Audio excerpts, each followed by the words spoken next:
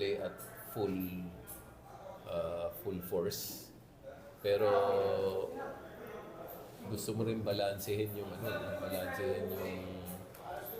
intention mo to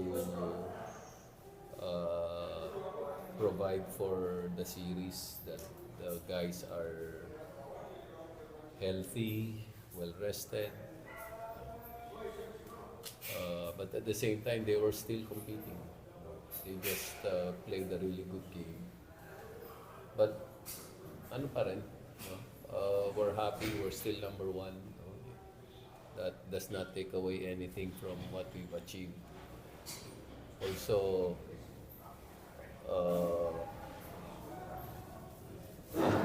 as of now naman, parang overachieve na yung mga players namin. Pero ayaw din namin na na parang masatisfy kami sa ganito. That's why we will be coming into the quarterfinals hungry. Dapat gutom ka talaga pagpasok mo ron. At dapat talaga ready ka to battle. Because Magnolia is a very experienced playoff team. Plus, nakita ko yung import nila kanina, parang hindi pa naman yung nilabas yung talagang laro niya. Baka nag-hold back pa lang or kailangan niya pa ng a few practice sessions.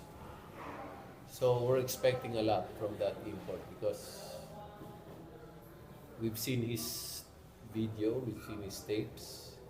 Isang oras kung pinapanood yung video niya, kahit isang beses hindi siya nagmintis. Kasi highlights. Pero makikita mo talaga may galing. So, ayun, paghahandaan namin yan.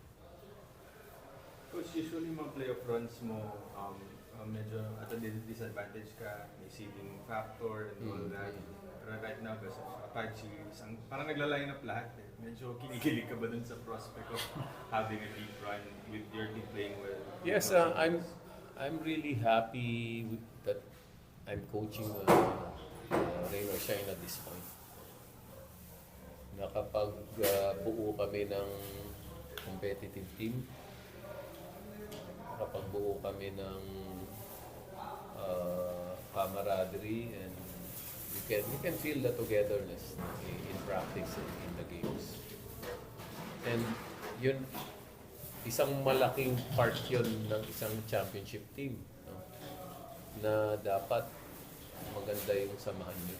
So that's really a building block.